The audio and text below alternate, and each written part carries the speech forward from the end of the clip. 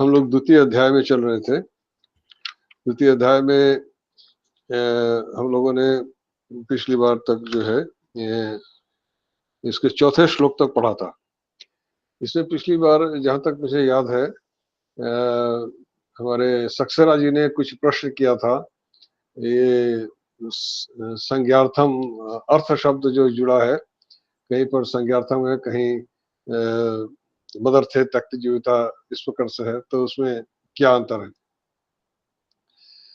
इस पर मैं आगे बोलूंगा बाद में, क्योंकि अभी इस द्वितीय अध्याय में भी यह अर्थ शब्द से जुड़े हुए और शब्द आएंगे, जैसे इंद्रियाणि इंद्रियार्थेभ्य, ऐसे आएंगे शब्द इसी अध्याय में। तो इस प्रकार का जब कोई शब्द फिर आएगा तब उस पर विस्तार से चर्चा करूंगा कि यह अर्थ शब्द जो है कहाँ कहाँ किस किस प्रकार से प्रयुक्त होता है। अभी हम इससे आगे बढ़ते हैं। अभी हम लोगों ने पिछली बार चतुर्थ अध्याय, सक्सेना जी आप संतुष्ट हैं? अभी थोड़ा सा धैर्य रखिए, फिर समय पर आपके शंका का समाधान करेंगे, ठीक है? जी सर, ठीक है सर। अभी इसमें अभी अर्थ शब्द फिर आएगा, अभी इंद्रियाणि इंद्रियार्थे पे आपको, तो उसमें फिर यही प्रश्न आएगा, इसलिए एक साथ ही सब बातों का समाधान करेंगे। ठीक है सर। अब इसमें हमने चौथा जो श्लोक था यहाँ तक हमने पढ़ा था। अब यहाँ पर हम देख रहे हैं कि अर्जुन का जो स्थिति है, अर्जुन ने अपना धनुष वगैरह रख करके बैठ गए और पूछ रहे हैं कि कथम भीष्म महासंख्ये द्रोणम च मधुसूदन इशु भी प्रतियोत्स्यामि पूजार्हा व रिसूदन। कह रहे हैं कि जो पूजा के योग्य है हमारे, जैसे पिछली बार मैंने कहा था, प्रति योत्स्यामी का अर्थ युद्ध धातु से योत्स्यामी, यह शब्द भविष्यत्कालिक है। युद्ध धातु आपका आत्मनेपदी है लौकिक संस्कृत में, परंतु यहाँ पर परस्मै पद में प्रयुक्त हुआ है, अर्थात यह आर्ष प्रयोग है। यहाँ पर यह तो कहीं कहीं पर आत्मनेपद में प्रयोग मिलेगा आपको, तो यह प्राचीन शास्त्रों में ऐसा है। एक ही शब्द, यह युद्ध धातु उभयपदी नहीं है लौकिक में, यह आत्मनेपदी है लौकिक संस्कृत में, परंतु यहाँ पर इसको उभयपदी के रूप में प्रयुक्त है, कहीं पर परस्मैपदी, कहीं पर आत्मनेपदी। यहाँ पर परस्मैपदी प्रयुक्त हुआ है प्रतियोत्स्या में। तो प्रति उपसर्ग है, जैसे हमने पिछली बार चर्चा की थी कि प्रति का मतलब है पलट कर मारना, कि प्रतिशोध, प्रतिहिंसा, ये सब कहते हैं ना। तो यह तो अब यहाँ पर किसका नाम लिया इन्होंने? भीष्म और द्रोण। खड़े तो सभी लोग हैं, परंतु अर्जुन नाम किसका ले रहे हैं? भीष्म और द्रोण का। भीष्म पितामह है, द्रोण गुरु है। गुरु और पितामह, अगर पिता अगर पुत्र को एक थप्पड़ मार दे तो पुत्र पलट कर तो पिता को नहीं मार सकता। तो ये वही स्थिति अर्जुन की हो रही है कि सामने पितामह खड़े हैं और द्रोण गुरु खड़े हैं, ये अगर मुझे मारेंगे तो मैं पलट के इनको कैसे मार सकता हूँ? तो प्रतियोत्स्यामि, तो यही यहाँ कह रहे हैं। तो अब आगे कह रहे हैं फिर अगला श्लोक है, 5वें श्लोक में आते हैं। गुरुन हत्वा हि महानुभावान श्रेयो भोक्तुम भैक्षमपि ह लोके हत्वार्थ कामांस्तु गुरुनिहैव भुंजीय भोगान रुधिर प्रदिग्धान। अब अर्जुन की बड़ी स्थिति खराब हो गई है। अब यहाँ पर कह रहे हैं, अब इसको पदच्छेद करते हैं इस श्लोक का। गुरुन अहत्वा, यहाँ पर पदच्छेद होगा गुरुन अहत्वा। अब इसमें एक एक शब्द और फिर आगे विचार करेंगे। गुरुन अहत्वा ही महानुभावान श्रेयः भोक्तुम भैक्ष्यम अपि इह लोके हत्वार्थ कामांस्तु गुरुन इह एव भुंजीय भोगान रुधिर प्रदिग्धान। तो देखिए अब यहाँ के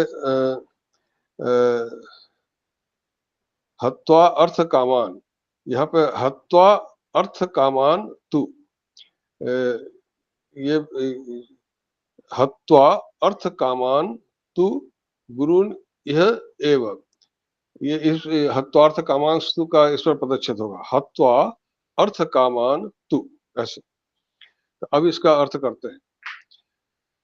अब ये कह रहे हैं कि अब इसका जो अन्वय करेंगे अर्थात इन शब्दों को ठीक ठीक रखते हैं, तो कहते हैं महानुभावान गुरुन अहत्वा ही यह लोके भैक्ष्यम अपि भोक्तुम श्रेयः,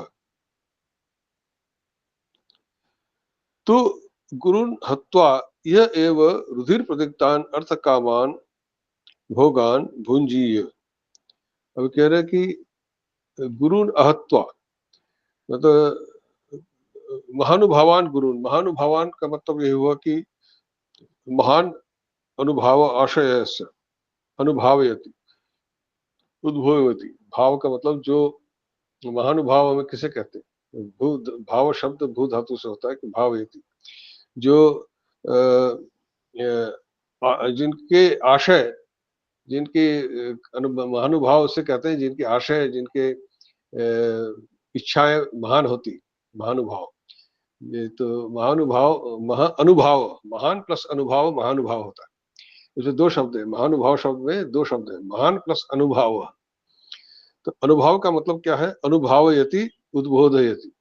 अनुभावयति मतलब जो किसी चीज को बताना समझाना, जो बहुत अच्छे प्रकार से किसी बात को बता सकते हैं, समझा सकते हैं, अपने आशय को, जिनका आशय बड़ा उच्च होता है, तो वह महान अनुभाव है।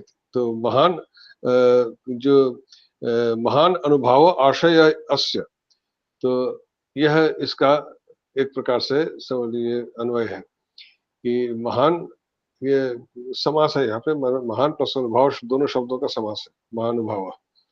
तो जिसका जो अनुबोधयति अनेन, माने जिसके द्वारा दूसरे को समझाया जा सकता है, जिसके द्वारा दूसरे का भला किया जा सकता है, महानुभाव, जिनके आशय, जिनकी अभिप्राय बहुत उच्च कोटि के होते हैं, तो उनको महानुभाव कहते हैं। जिनकी भावनाएं बहुत ऊंची हैं, तो वही महानुभाव है।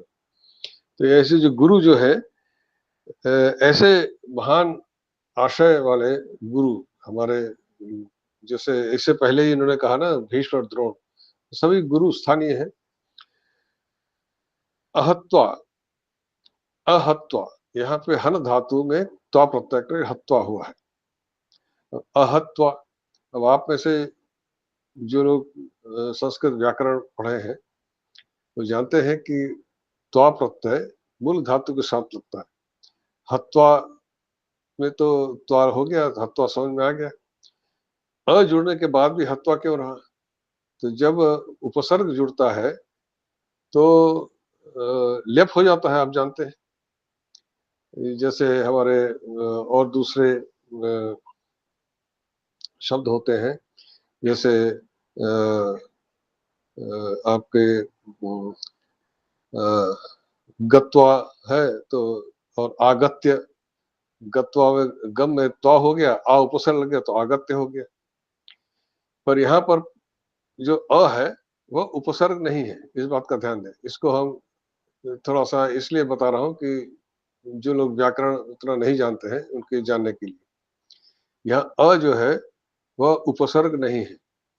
यह अ जो है न के स्थान पर आया है, न गत्वा इति अगत्वा, या न और न हत्वा इति अहत्वा, न और हत्वा इन दोनों शब्दों के बीच समास हुआ है, इसलिए यहाँ पर त्वा को लेप नहीं हुआ। न हत्वा इति अहत्वा, यहाँ पे न शब्द के स्थान पे अ हुआ है, तो त्वा प्रत्यय तो हन धातु के साथ ही है। ये न शब्द और हत्वा शब्द का समास हुआ है, इसलिए अहत्वा है, इसलिए यहाँ पर लेप नहीं होता, तो अहत्वा ऐसे है। तो गुरुण अहत्वा, तो ये कह रहे हैं क्या कि तो फिर अब इसमें प्रश्न ये आता है कि अगर तुम इनको मारोगे नहीं तो तुम्हारी जीवन यात्रा कैसे चलेगी? अगर मारो युद्ध को करके मार करके इनको जीतोगे नहीं, युद्ध को जीतोगे नहीं, तो तुम्हारी जीवन यात्रा कैसे चलेगी? तो उसी पर अभी हाथ मत उठाइए, अभी होने दीजिए कक्षा, उसके बाद अपना जो भी प्रश्न पूछिएगा, अभी सुनते जाइए। जो अब प्रश्न यह है कि इनको मार करके युद्ध जीता नहीं तो जीवन यात्रा कैसे चलेगी? उसी का उत्तर दे रहे हैं कि भोक्तुम भैक्ष्यम अपि इहलोके, मतलब इहलोके मतलब इस संसार में, इहलोक मतलब इस संसार में, भैक्ष्यम अपि, भिक्ष धातु से भैक्ष्यम बना। तो तो भैक्ष्यम मतलब भिक्षान्नम, भिक्षा के द्वारा जो अन्न प्राप्त होगा, तो वह भी श्रेय है। इनको न मार करके, मतलब इनको मारने से तो अधिक श्रेय है। इनको अगर मारूंगा नहीं तो मेरी जीवन यात्रा कैसे चलेगी? तो भिक्षा करके चलाऊंगा, यही कहने का अभिप्राय है कि भीख मांग करके चलाऊंगा वो भी ठीक है, पर इनको मारना उचित नहीं है। उसमें बहुत जो है इसमें परलोक विरुद्ध है कार्य। इनको मारूंगा तो परलोक विरुद्ध कार्य होगा, अत्यंत पाप होगा। तो इससे अच्छा है कि अगर मेरी जीवन यात्रा कैसे चलेगी फिर? तो भिक्षा करके चलाऊंगा, यह कहने का अभिप्राय है। वो तो अर्जुन तो राजवंश के है ना, ये तो पांडव तो राजा थे, तो उनको अगर वो जीते नहीं, इस युद्ध को जीते नहीं, तो इनका कैसे चलेगा इनका काम? तो कह रहे हैं कि इसीलिए उसका उत्तर दे रहे हैं कि भिक्षा करके भी हम काम चला लेंगे, अपनी जीवन यात्रा चला लेंगे, पर इनको मारना ठीक नहीं है। गुरुन अहत्वा ही महाभवन श्रेय भोक्तुम भैक्ष्यम अपि इह लोके। भोक्तुम मतलब जो भुज धातु से, दोनों ही भुज धातु से शब्द बना है भोक्तुम। तो भुज धातु के दो अर्थ होते हैं, एक तो खाना, और जो आपका रक्षा करना, दोनों ही अर्थ होते हैं। जैसे तो खाने अर्थ में यहाँ पर अभिप्राय है। जैसे हम कहते हैं ना, सहनावतु सहनौ भुनक्तु, तो जब पालन अर्थ में होता है तब परस्मैपदी होता है, और जब खाने के अर्थ में होता है तब आत्मनेपदी प्रयोग होता है। पर यहाँ तुमुन प्रत्यय है, यह भुज प्लस तुमुन प्रत्यय, यहाँ पर इसका अर्थ होता है भोजन करना, मतलब खाने के अर्थ में ही लिया है, भोग करना। और जो भी तो भिक्षा करके ही हम जो है भिक्षान्नम भोक्तुम श्रेय, भिक्षान्न को ही भोजन करना ज्यादा श्रेय है। भैक्ष्यम अपि यह लोके, भैक्ष्यम मतलब भिक्ष धातु से भैक्ष्यम शब्द बना है, तो वही उसका अभिप्राय है भिक्षा के द्वारा प्राप्त अन्न, तो वह ज्यादा उचित है। अब अगला, इसी में अगली पंक्ति है, हत्वा अर्थ कामान। तो ये क्या है, जो हत्वा अर्थ कामान तू गुरुन यह भुंजीय भोगा रुधिर प्रतिग्धान। तो हत्वा मतलब मार के, हन धातु से त्वा प्रत्यय हत्वा हो गया। पहले कहा था अहत्वा, न मार के हत्वा। अब अगर मार करके अगर इनको जीत लूंगा तब क्या होगा? तो जो अगर जीत भी गया तो जो अर्थ कामान, अर्थ कामान का मतलब क्या है यहाँ पर? जो जो भोग्य वस्तु मुझे मिलेगी, अर्थ और काम, अर्थात जो भोगने की जो वस्तु, राज्य हमें प्राप्त हो जाएगा, तो भोग्य वस्तु सब मिल जाएंगी, पर वो भोग्य कैसी होंगी? तो इनके हत्वा अर्थ कामान तु, यहाँ पर कामान प्लस तु, यहाँ बीच में संधि हुई है, तो कामांस्तु ऐसा हुआ। तो संधि के कुछ नियम होते हैं। अब यहाँ व्याकरण में बहुत अधिक नहीं जाऊंगा, पर जो लोगों ने व्याकरण पढ़ा है वो जानेंगे इसमें एक संधि है। तो यहाँ पर नकार को अनुसार हो जाता है या अनुनासिक हो जाता है, इस प्रकार दो प्रकार के संभव होते हैं। तो यहाँ पर अनुस्वार हुआ है, तो अनुसार होकर कामांश, ये जो न है कामान, ये अनुस्वार हो जाता है, और एक सकार बीच में आता है। यह हल संधि का प्रकरण है। तो इसमें अर्थ अर्थ कामान, यहाँ पर यही करते जो जो अर्थ काम दोनों एक साथ जोड़ दिया है कि दोनों को अर्थ और काम यही अभिप्राय है कि जो अर्थ से यह अभिप्राय यही है कि जो विषय भोग इत्यादि, तो अर्थ और काम का मतलब यही विषय भोग के लिए जो वस्तु हमको मिलेंगी वो कैसी होगी। हत्वा गुरुन, गुरुओं को मार करके, मारने से क्या हो गया, हत्वा गुरुन, तो जो हमें ये मिलेंगे अर्थ कामान जो हमको मिलेंगे, अर्थ और काम जो भोग्य वस्तु हमें मिलेंगी वो कैसे होगी, भोगान अर्थ कामान भोगान, यह क्या है, अर्थ कामान भोगान, ये इन दोनों को एक साथ जोड़ना पड़ेगा। अर्थ कामान भोगान अर्थात अर्थ और काम रूपी जो भोग की वस्तुएं हैं वो हमें मिलेंगी भोग करने की, तो भोगान अर्थ कामान भोगान दोनों में यही द्वितीय बहुवचन की विभक्ति, वो कैसी होगी, रुधिर प्रदिग्धान, रुधिर का मतलब होता है रक्त खून, तो यह प्रदिग्धान शब्द को समझते हैं। यहाँ पर एक दिह धातु है, दिह उपचय एक धातु है, मतलब जिसका अर्थ होता है लीपना पोतना इत्यादि। इसी में त प्रत्यय करने से बनता है दिग्ध, जो हकार को धकार होकर के दिग्ध ऐसा बनता है। प्र उपसर्ग है, प्रदिग्धान मतलब बहुत अच्छी प्रकार से लिपा हुआ, पुता हुआ, खून से लिपा पुता हुआ, यह अभिप्राय। तो दिह धातु है, ये अदादिगण में पढ़ा जाता है, दिह धातु दिध उपचय, इसका अर्थ होता है लिपना पोतना, ऐसा अर्थ होता है। तो उसका त प्रत्यय करने से उसका हो जाता है दिग्ध, और प्र उपसर्ग दिया तो प्रदिग्ध। तो रुधिर प्रदिग्धान, तो रक्त से लिपा पुता हुआ, यह अभिप्राय हो गया इसका। तो इसमें अब ये क्या है, रुधिरेण प्रदिग्धान, प्रकर्षेण मतलब अच्छे प्रकार, रुधिरेण मतलब रक्त के द्वारा ये लिपा पुता हुआ, और प्र उपसर्ग है मतलब अच्छी प्रकार से, प्रकर्षण मतलब अच्छी प्रकार से लिपा पुता हुआ रक्त से। वो सब जो भोग वस्तुएं जो हमें मिलेंगी जीतने, उनको मार करके हम जीत मिलेंगे, तो जो भोग वस्तु मिलेंगी तो उन्हीं के रक्त से लिपि पुती हुई होंगी। तो क्या है, और उनको भुंजीय, उन्हें हमें भुंजीय, भुज धातु में यह भुज धातु में उत्तम पुरुष एक वचन में है, अहम भुंजीय, भुज धातु लिंग लकार का उत्तम पुरुष एक वचन का रूप है भुंजीय, भुज धातु से ही है। तो यहाँ पर यह है कि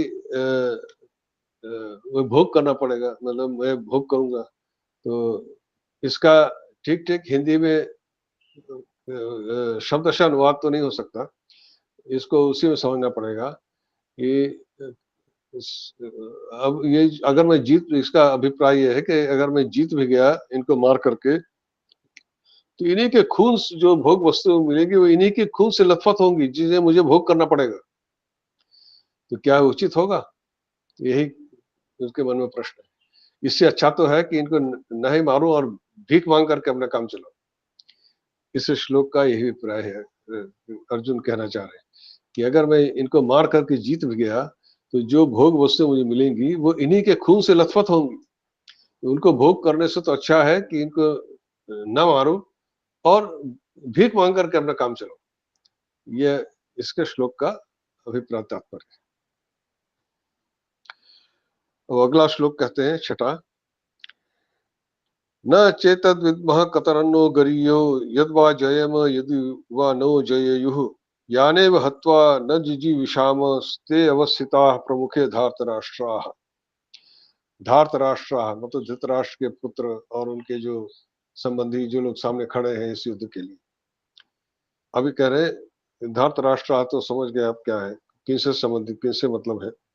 अब इसमें जो पहली पंक्ति है कह रहे हैं न च, अब एक पदच्छेद करते हैं, न च एतद् विद्मः कतरत नह गरीयः, कतरत नो का मतलब है कतरत नह, इसको पदच्छेद करेंगे तो है कतरत नह गरीयः यद वा जयम यदि वा नो जयेयुः यान एव हत्वा न जिजीविषामः ते अवस्थिताः प्रमुखे धार्तराष्ट्राः।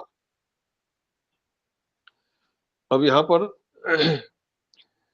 जो बात कही है इन्होंने कि कह रहे कि अगर इस जो इनको मारकर जो अधर्म होगा उसको अगर मैं स्वीकार कर भी लूं, अब ये जो श्लोक है इनके पीछे जो निहित प्रश्न है उसको समझे तब इस श्लोक का अर्थ भी स्पष्ट होता है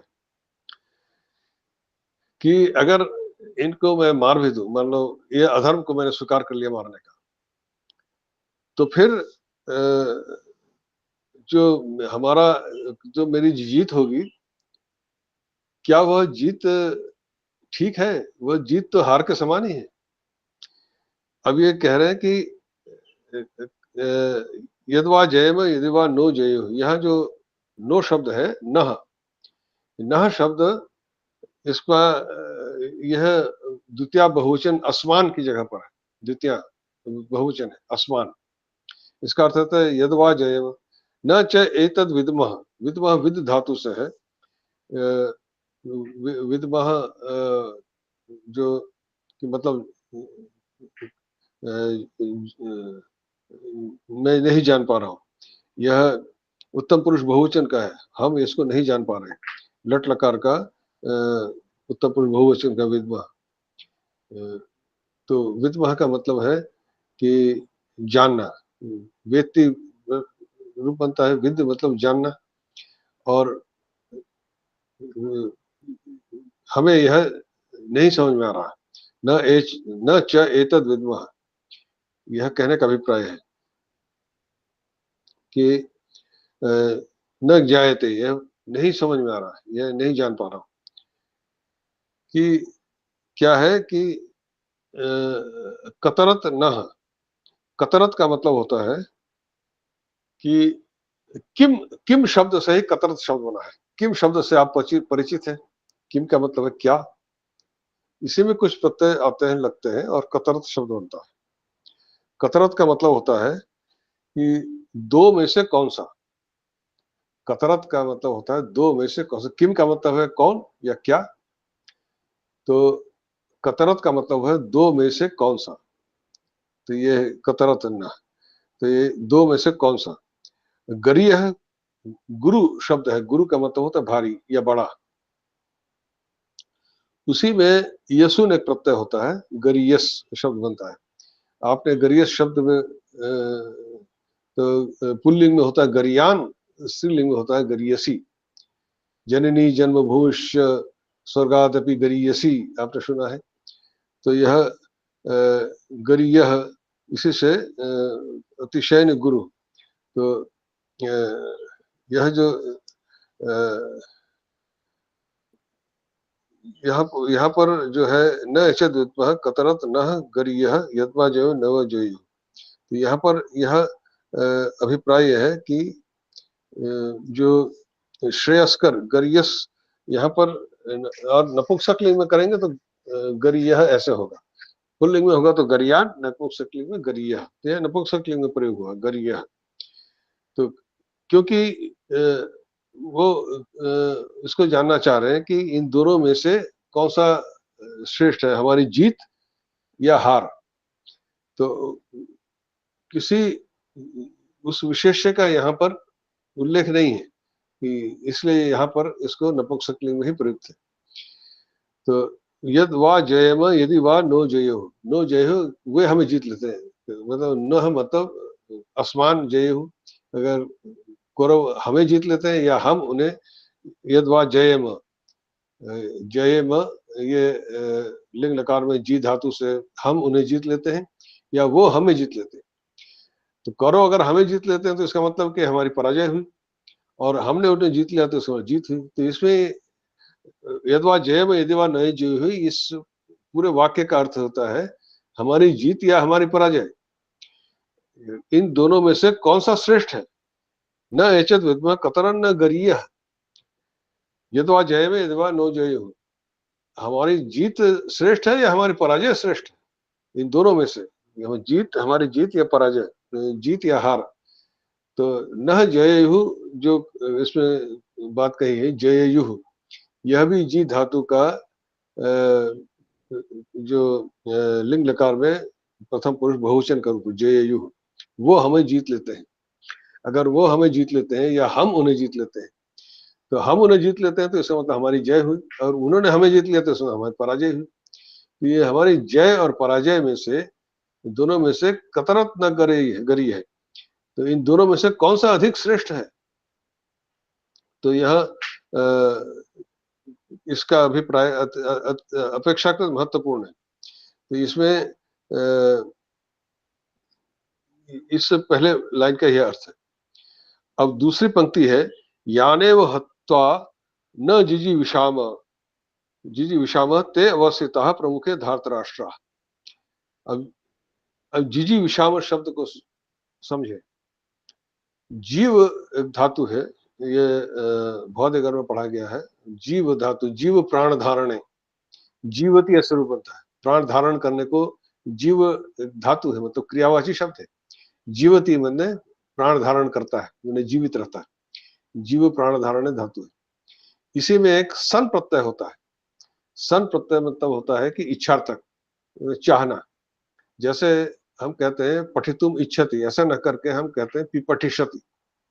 ऐसे जीवितुम इच्छति ऐसा न करके जिजी विशति ऐसा कह दी। बस ये है यहाँ पर। तो यहाँ पर जिजी विषामः मतलब ये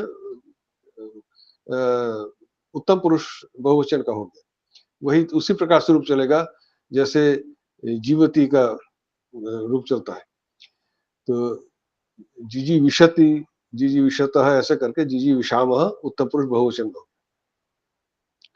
आपने उसमें भी पढ़ा है जो ये आपका उपनिषद है, ईशोपनिषद। ईशोपनिषद का मंत्र है, जिजी विषय छतम समा कुर्वन् नेभ कर्माणि जिजी विषय छतम समा। जिजी विषय शब्द वहां आया ईशोपनिषद में। कुर्वन् नेभ कर्माणि जिजी विषय, कर्म करते हुए कोई 100 वर्ष तक जीने की इच्छा करे, मैंने जीना चाहे, इच्छा अर्थ में होता है। वह यही जिजी विशति, जिजी सन्नंत शब्द का लिंग लकार में प्रयोग हुआ है। यहाँ पे लट लकार में प्रयोग है। उत्तम पुरुष बहुवचन जिजी विषामः, हम जीना चाहते हैं। यान एवं हत्वा न जिजी विषाम, जिनको मार करके हम जीना नहीं चाहते। अगर उनको मार ही दिया, जिनके लिए हम हमारे जितने बंधु बांधव हैं, जिनके साथ हम खेलते हैं, अपना जो भी करते हैं, उनको अगर मार दिया तो फिर जीने का क्या मतलब है? जिनको मार करके हम जीना नहीं चाहते, अर्थात जीवन का आनंद सुख भोग तो अपने आत्मीय परिजनों के साथ ही होता है। तो यहाँ जीना नहीं चाहते का यह अभिप्राय है कि जीवित रहने का मतलब है कि जीवन का आनंद भी उठाना। तो वह तभी हो सकता है जब हमारे आत्मीय परिजन सब हों। जब सब मर गए तो फिर किसके लिए जिएंगे? तो यान हत्वा न जिजी विषामः ते अवस्थिता प्रमुखे धार्तराष्ट्रा, वे ही धृतराष्ट्र के पुत्र सब में प्रमुखे मतलब सामने उपस्थित है। सम्मुख, प्रमुखे मतलब सम्मुख प्रमुख, यहाँ पर एक ही अर्थ है। हमारे आमने सामने, प्रमुख का मतलब आमने सामने। ते अवस्थिता, वही सामने स्थित है। अवस्थिता स्था धातु से स्थित शब्द बना, अवसर्ग अवस्थिता, वे ही सामने खड़े हैं। तो इस श्लोक का क्या अभिप्राय हुआ कि जो इस युद्ध में मेरी जीत होगी, मेरी जीत या हार, दोनों में से क्या श्रेष्ठ है समझ में। अर्थात अगर जीत भी गए वो भी हार के शामिल है, यह कहने का अभिप्राय है। अगर जीत भी गया तो वो पराजय के जैसा ही है। इसमें जय या पराजय दोनों में से क्या श्रेष्ठ है मेरी समझ में नहीं आ रहा। तो न चैतद विद्मा, ये हमारी समझ में नहीं आ रहा, क्योंकि जिनको मार करके हम जीना नहीं चाहते वे ही सब सामने खड़े हैं। तो इसमें जीतने से अगर जीत भी गए तो क्या होगा, क्या लाभ है? जी कर क्या करेंगे? तो यही होगा।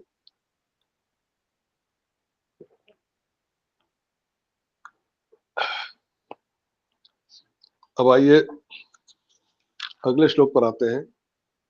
7वां श्लोक भी इसी से संबंधित है और महत्वपूर्ण है। कार्पण्य दोषोपहत स्वभाव पृच्छामि त्वां धर्म सम्मूढ़ चेताः यच्छ्रेयः स्यात् निश्चितं ब्रूहि तन्मे शिष्यस्ते हम शाधिमां त्वां प्रपन्नम। अब अर्जुन उनकी शरण में आ गए। जब इनको कुछ समझ में नहीं आया, दिमाग भनभना गया कि क्या करूं क्या ना करूं, बिल्कुल दिमाग भन्ना गया जब अर्जुन का, तो अब क्या कह रहे हैं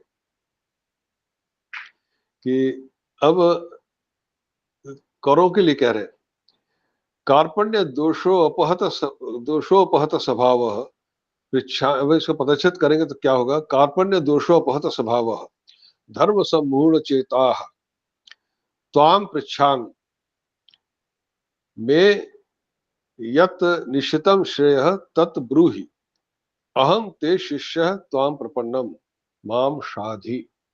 यह इसका अन्वय हुआ, ये इसका पदच्छेद हुआ, पदच्छेद करके अन्वय हुआ। कार्पण्य दोषापोह स्वभाव, तब क्या कह रहे हैं कि इसमें समास है, कई शब्दों का समास है। पहले तो कार्पण्य शब्द को समझते हैं। कार्पण्य का मतलब क्या है? यह एक कृप दौर्बल्य धातु है, कृप धातु है, दौर्बल्य चुरादेगर में पढ़ा गया। कृपयति ऐसे रूप बनता है, दुर्बलता इसका अर्थ होता है। इसी से कृपण शब्द बनता है, और कृपण शब्द से कार्पण्य, कृपणता का भाव कार्पण्य। तो क्या कह रहे हैं, बुद्धि की दुर्बल, कार्पण्य मतलब बुद्धि की दुर्बलता। बुद्धि जैसे दौर्बल्य शब्द हमने कहा ना, तो कार्पण्य का मतलब बुद्धि दौर्बल्य, बुद्धि की दुर्बलता। और बुद्धि की दुर्बलता कैसी है, कृपण कैसे होते हैं, किसी कार्य को करने या विवेचन करने के अयोग्य अथवा अनिच्छुक। मतलब जो बुद्धि की दुर्बलता का मतलब यह है कि कौन सा कार्य हमें करना चाहिए, नहीं करना चाहिए, इस यह विवेक जिनमें समाप्त हो गया, मतलब यही उनकी बुद्धि की दुर्बलता है। यही कार्पण्य का मतलब है। तो उस बुद्धि की जो विवेक शून्यता रूप बुद्धि की दुर्बलता है उनकी, वही दोष है, कार्पण्य दोष। तो कार्पण्यम दोष इस कर्मधारय समास, कार्पण्य च दोषश्च, ये सो दोषश्च, ये समास, एक कार्पण्य और दोष, इन दो शब्दों को मिलकर एक समास हुआ। उसके बाद कार्पण्य दोषेण उपहत, उपहत कार्पण्य दोष, यहाँ पे फिर तृतीया तत्पुरुष, उपहत का समझे हन धातु से बना है, हतः, उप उपसर्ग है, उपहत मतलब उपहन तब का उपहत, मतलब दूषित। यहाँ हन धातु का मतलब होता है मारना, और उपसर्ग लग करके जो उपहता का मतलब हो गया दूषित या अशुद्ध। तो जो इसका मतलब अशुद्ध द्रव्य के संयोग से जो मलिनता उत्पन्न होती है वो अभिप्राय है। कोई अशुद्ध, जैसे हम मिलावट कर देते हैं तो चीज अशुद्ध हो जाती है। तो यह कार्पण्य दोष के कारण उनके स्वभाव में जो मिलावट, अशुद्धता आ गई है, जो अशुद्धता आ गई है, वही मलिनता आ गई है। यहाँ उपहत स्वभाव का मतलब स्वभाव में जो मलिनता आ गई है कार्पण्य दोष के कारण। और कार्पण्य दोष क्या है, अब वो अपना विवेक खो चुके हैं, पर हमारे अंदर तो विवेक है ना। वो लोग तो विवेक खो जाने के कारण उनका स्वभाव मलिन हो गया है, कार्पण्य दोषो उपहत स्वभाव। तो अब ये जो क्या है कि अब यह कार्पण्य दोष, यह कार्पण्य दोष उपहत स्वभाव, जो यहाँ पर यह अपने लिए कह रहे हैं अर्जुन इसको, कि अब यह क्या करना चाहिए, क्योंकि अभी पीछे देखा ना कि हमने जीतू या हारू दोनों में से क्या श्रेष्ठ नहीं समझ में आ रहा, बुद्धि भरमना गई है। तो वही कह रहे हैं, तो इसी को कार्पण्य दोष कहा, अर्थात कि क्या करना चाहिए क्या नहीं करना चाहिए, यह विवेक बुद्धि चली गई है, मतलब कोई समझ में नहीं आ रहा क्या करना चाहिए। तो इस प्रकार से जो मेरी बुद्धि अब मलिन हो गई है, जो इस दोष के कारण मेरी बुद्धि मलिन हो गई। तो पृच्छा में त्वाम धर्म सम्मूढ़ चेता, यहाँ पर अभी तुमसे पूछ रहा हूँ, धर्म सम्मूढ़ चेता, यह भी अपने लिए ही कह रहे हैं अर्जुन। मैं कैसा हो गया हूँ, धर्म सम्मूढ़ चेता। तो धर्म सम्मूढ़ चेता है इसमें, तो यहाँ पर इस कार्पण्य दोष अपोह स्वभाव का मैं फिर उसमें दोनों मिलकर के फिर तीन शब्द, कार्पण्य दोष है, ये एक समास हुआ। कार्पण्य दोषेण उपहतः, ये दूसरा समास हुआ, तृतीय तत्पुरुष। फिर कार्पण्य दोषो उपहत स्वभाव यस्य सह, फिर कार्पण्य दोष के कारण जिसका स्वभाव मलिन हो गया है वह, तो यह अर्जुन का ही विशेषण हो गया। कार्पण्य दोषो उपहत स्वभाव, अर्जुन में जो यह दुर्बलता आ गई, जैसे मैंने कहा कृपणता का मतलब क्या है कि दुर्बलता, यहाँ पे दुर्बलता किस बात की कि क्या करूं क्या ना करूं, यह बात समझ में नहीं आ रही, है दुर्बलता है। तो विवेचन, किसी कार्य को करने या विवेचन करने के अयोग्य हो गया, मतलब नहीं कर पा रहा। तो धर्म संपूर्ण चेता का मतलब है धर्म संपूर्ण, यहाँ भी सप्तमी तत्पुरुष धर्म संपूर्ण, और धर्म संपूर्ण चेता है यस्य स धर्म समूह। अब ये धर्म संपूर्ण चेता शब्द को बहुवचन न समझे, यह प्रथमा व्यक्ति एक वचन का शब्द है। धर्म संपूर्ण चेतस सकारांत शब्द है। जैसे आपके पास अगर व्याकरण की कोई पुस्तक है, उसमें चंद्रमस सकारांत शब्द है, पुल्लिंग चंद्रमस, उसका आप रूप देखेंगे तो प्रथमा व्यक्ति का एक वचन का रूप मिलेगा चंद्रमाह, वेधस का वेधाह। उसी प्रकार यहाँ भी है, यह पुल्लिंग शब्द है, सकारांत पुल्लिंग शब्द है, इसका जो रूप चलेगा उसी चंद्रमस की तरह चलेगा। तो धर्म संपूर्ण चेताह, यह प्रथमा व्यक्ति एक वचन का रूप है, इसको चेताह देख करके इसको बहुवचन न समझे, ये अकारांत शब्द नहीं, सकारांत शब्द है चेतस। तो धर्म संपूर्ण चेतस, तो क्या है कि मूढ़ शब्द, मूढ़ धातु है, मूढ़ मतलब जो मुह धातु से, मूढ़ शब्द मुह धातु में तब प्रत्यय करने से मूढ़ बनता है, अर्थात जिसे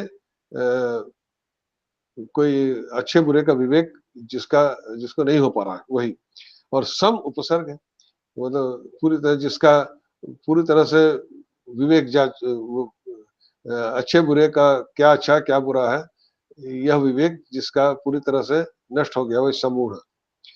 तो वही चेता मतलब चेतना, जिसका जो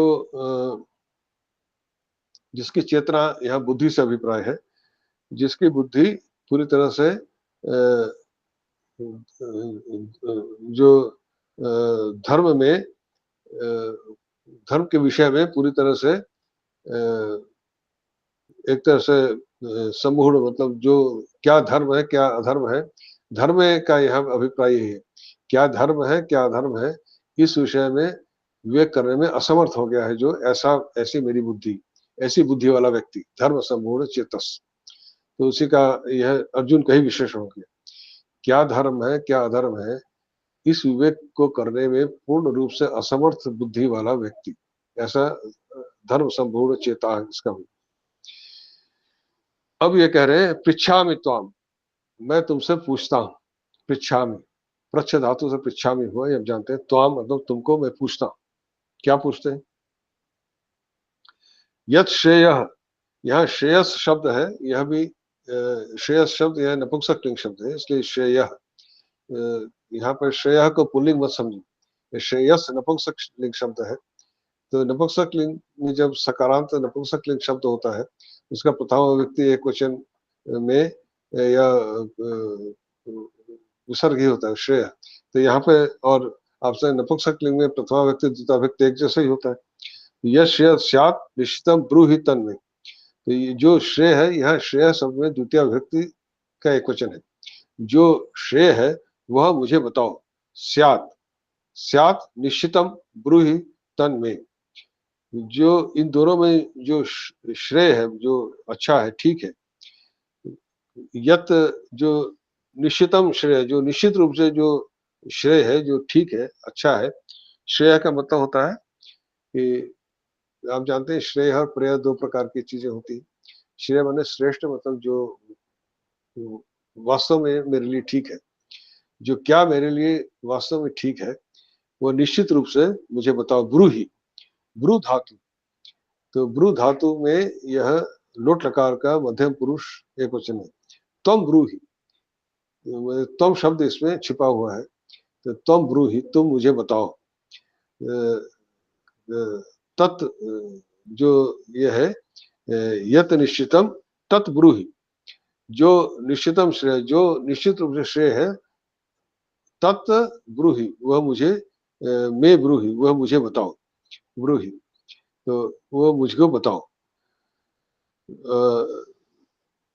और शिष्यस्ते अहम साधिमाम ताम प्रपन्न,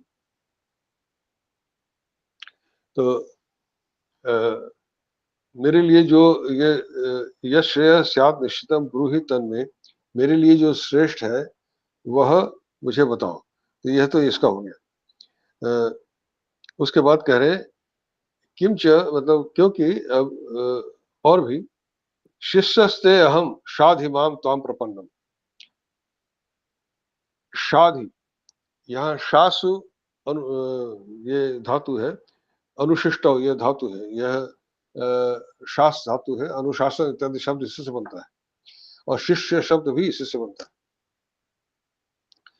शास्त्र धातु है, अदादिगण में पढ़ा गया, शास्त्री ऐसा शब्द बनता है।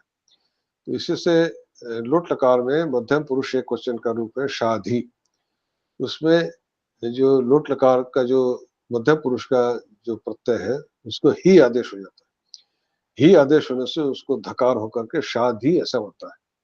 ये सब व्याकरण के सूक्ष्म विषय है, उतने विषय में नहीं जाएंगे। तो शाधि का समझ लीजिए कि यह लोट लकार, आज्ञार्थक लोट लकार मध्यम पुरुष एक क्वेश्चन का है, अर्थात मुझे शासन अपना शासित करो, अनुशिष्टो मतलब मुझे अनुशासित करो, अर्थात मुझे बताओ, मैं शिष्य हूं तुम्हारा। शिष्य को क्या गुरु बताते ही, तो शाधि क्या मतलब यही है कि अनुशासन करके बताओ, मतलब मुझे गुरु जो आदेश देता है, कहता है, उसको शिष्य को मानना ही होता है, गुरु वाक्य पे वो पूरी तरह विश्वास करता है। तो यही कहने का अभिप्राय है अर्जुन का कि आप मुझे बताओगे तो वो मुझे पूरी तरह मैं उस पर विश्वास करूंगा। तो आप, मैं आपका शिष्य हूँ, शिष्यस्ते अहम, मैं आपका शिष्य, त्वाम प्रपन्नम, यह प्रपन्नम शब्द पद धातु, पद गत्यर्थक धातु है, पद्यते मतलब जाना अर्थ होता है, कहीं पर पहुंचना। तो यहाँ पर पद धातु में त प्रत्यय होने से वहां पे तकार को नकार आदेश हो जाता है, प्र उपसर्ग प्रपन्नम, मतलब जो आपके एक प्रकार से समझ लो शरणम गतम, शरण में जाना, चले जाना। पद धातु का मतलब होता है जाना, तो यहाँ पर वही अर्थ है, प्रकर्षण मतलब उत्तम रूप से, और पद धातु में त प्रत्यय होने से प्रपन्नम ऐसा, ताम प्रपन्नम। तो माम, मैं जो प्रपन्नम जो है वह अपने लिए ही कहा है, इसमें भी द्वितीय विभक्ति एक क्वेश्चन जो कहने की ताम प्रपन्नम माम शादी, तो तुम्हारे शरण में आया हुआ जो मैं, उसका त्वाम में भी द्वितीय विभक्ति है, प्रपन्नम में भी और माम में भी, तुम्हारे शरण में आया हुआ जो मैं, उसको तुम शाधि मतलब उसको तुम शिक्षा दो, बताओ, यही है, मैं तुम्हारा शिष्य, शिष्यस्ते अहम, अहम तव शिष्य, ते मैं यहाँ पर तव, तुम्हारा शिष्य, मैं तुम्हारा शिष्य। अब वो अर्जुन ने अब सरेंडर कर दिया, अब उनके शरण में आ गए, कहा कि अब मुझे तुम बताओ। तो यहाँ पर यही कह रहे हैं कि तो अब ये 7वें श्लोक में इन्होंने ये कहा, फिर 8वां श्लोक भी पढ़ लेते हैं, फिर उसके बाद संजय वाच आ जाएगा, 8वां श्लोक पढ़ के आज का प्रकरण समाप्त करते हैं। नहीं प्रपश्यामि ममापनुद्यात् यच्छोकमुच्छोषणम् इंद्रियाणाम अवाप्य भूमा वसपत्न विद्धम राज्यम सुराणाम अपि चाधिपत्यम। तो ये क्या कह रहे हैं कि नहीं प्रपश्यामि, इसको अगर पदच्छेद करेंगे, नहीं प्रपश्यामि मम अपनुद्यात् यत् शोकम उच्छोषणम इंद्रियाणाम अवाप्य भूमौ असपत्रम रिद्धम राज्यम सुराणाम अपि च आधिपत्यम, ये इसका पदच्छेद। अब उसके बाद इसका अन्वय करेंगे तो क्या हो गया कि जो भूमौ असपत्नम रिद्धम, तो भूमौ मतलब भूमंडल में, असपत्नम निष्कंटक जिसमें कोई विरोध नहीं है कहीं भी, और रिद्धम समृद्ध, राज्यम रिद्धम राज्यम, असपत्नम रिद्धम राज्यम, सुराणाम आधिपत्यम च, मतलब देवगणों का आधिपत्य, अपि अवाप्य प्राप्त करके भी, अपि अवाप्य, आप्य आप धातु से अवाप्य हुआ, यत इंद्रियाणाम उच्छोषणम, इंद्रियाणाम उच्छोषणम, उच्छोषणम को अभी देखेंगे क्या है।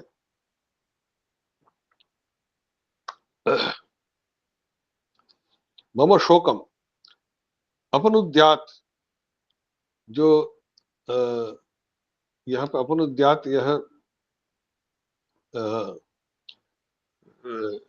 ये लिंग लकार का प्रयोग है,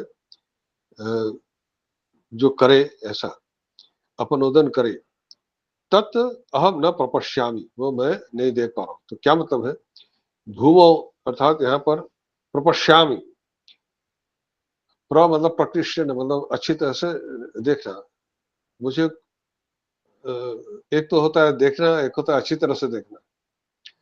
तो मुझे जब कोई युद्ध होता है और कोई भी चीज सामने होती है, तो कोई अच्छी तरह से देख समझ करके उसमें कार्य करता है। तो यहाँ प्रपश्यामि शब्द, केवल पश्यामि ने कहा, प्रपश्यामि मतलब उसमें दूर दूर तक मुझे कुछ नहीं दिखाई दे रहा।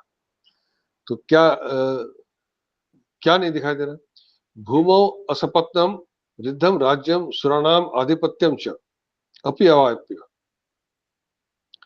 इस भूमंडल में निष्कंटक समृद्ध राज्य, असपत्नम मतलब असपत्नम का मतलब होता है कि जिसमें निर्विरोध, जिसमें कोई प्रतिद्वंदिता नहीं है।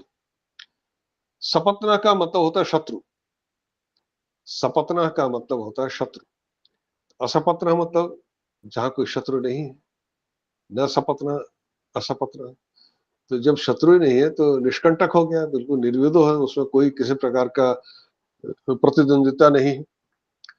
तो सपत्ना का शब्द अर्थ जानिए, सपत्ना का मतलब होता है शत्रु, और सपत्ना मतलब जहां पर कोई मेरा कोई प्रतिद्वंदिता करने वाला, शत्रुता करने वाला कोई नहीं, तो निष्कंटक राज्य, ऐसा निष्कंटक राज्य। और रिद्धम मतलब समृद्धम, रिद्धि कहते हैं कि धन संपत्ति को, तो धन संपत्ति से युक्त ऐसा राज्य मिल जाए। फिर सुराणाम आधिपत्यम च, और सुराणाम आधिपत्यम का मतलब क्या है कि जो सुराणाम अपि, जो देवगणों का जहाँ आधिपत्य है, देवताओं का जहाँ पर राज्य है, वह भी यदि मिल जाए, पूरे भूमंडल का राज्य तो मिला ही, और देवताओं का राज्य कहाँ होता है, स्वर्ग है, वो जहाँ देवताओं का राज्य। भूमंडल का राज्य तो मिल ही जाए, देवताओं का राज्य भी अगर मिल जाए, जहाँ देवताओं का आधिपत्य वो भी अगर मिल जाए, अवाप्य, अवाप्य का मतलब अव उपसर्ग है, आप धातु है, यहाँ पर देखिए लेप हो गया, अवाप्य अव उपसर्ग है, अवाप्य मतलब अच्छी प्रकार से जो मुझे मिल जाए, दोनों ही अव उपसर्ग है। तो जैसे अवगच्छति का मतलब होता है कि जान लेना, अवाप्य मतलब पूरी तरह से प्राप्त हो जाना। तो जब यह पूरे भूमंडल, पूरी पृथ्वी का राज्य, स्वर्ग लोक का भी राज्य मुझे प्राप्त हो जाए, तो भी फिर कहना यत शोकम,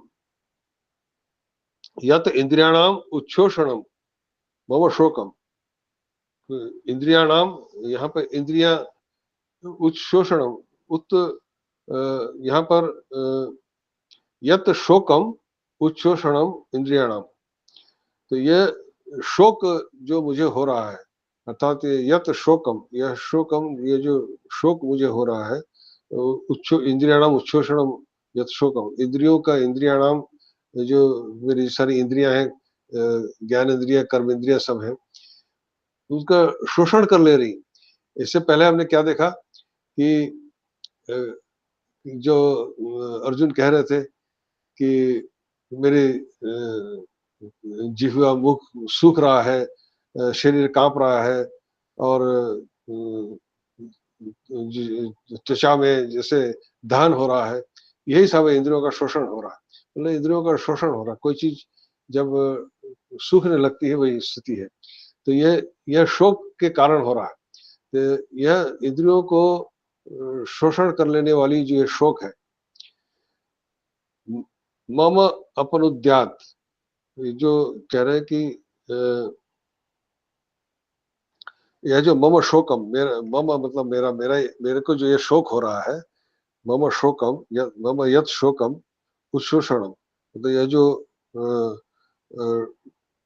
अपन उच्छोषणम अति शोषणकारी, उत मतलब उत उपसर्ग है, शोषणम शुष्र धातु से ही वो शोषणम शब्द बना।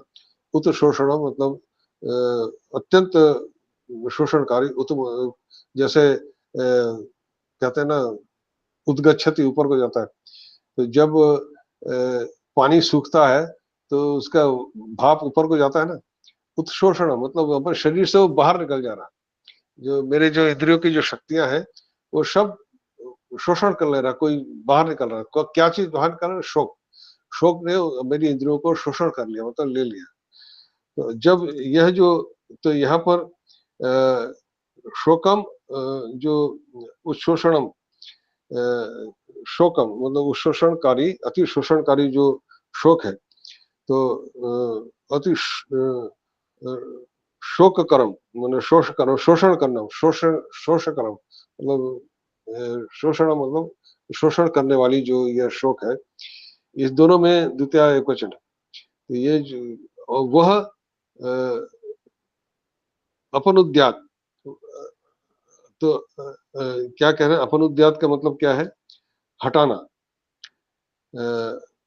अपनुद्यात का में जो है, आप ये सुन लीजिए कि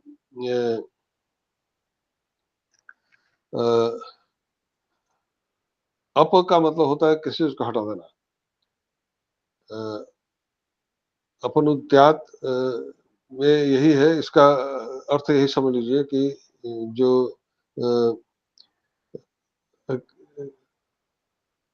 ये अपनयत, जो मतलब नी धातु होता है ना, तो नी धातु का होता है ले जाना। तो उसी में कुछ परिवर्तन करके ये सब शब्द बने हैं। सब व्याकरण के विषय में बहुत गहराई में नहीं, मतलब अपनयत, अपनुद्यात का मतलब समझ लीजिए यह जो अ, अ, जैसे हम कहते हैं ना, आप क्रि धातु के रूप बनते हैं लिंग लकार में कुर्यात, अपनुद्यात। तो यह मुझे छोड़ के नहीं जा रहा है। अपनुद्यात अपनयत मतलब जो नहीं ले जाना। तो को मुझे यह जो ये जो शोककारी जो यह मेरे इंद्रियों को शोषणकारी जो ये शोक है, यह मुझे छोड़ के चला जाए, अपन मन हट जाए, अपन हट जाना, वही कह रहे हटाना, ये अर्थ है कि वो हट जाए, ऐसा मुझे कुछ नहीं दिख रहा। न ही प्रपश्यामि, जो मुझे कुछ कोई निष्कंटक राज्य मिल जाए। और तो इस श्लोक का अभिप्राय क्या हुआ कि मुझे अगर पूरे भूमंडल का निष्कंटक राज्य मिल जाए, सुरानावपि, देवताओं का राज्य अर्थात स्वर्ग भी मिल जाए, और पूरा सिद्धि समृद्धि मिल जाए, तब भी मेरा यह शोक कैसे दूर हो, यह मुझे नहीं दिखाई दे रहा। तो इसलिए मैं तुम्हारे शरण में आया हूँ, मुझे बताओ। तो आज यहीं तक।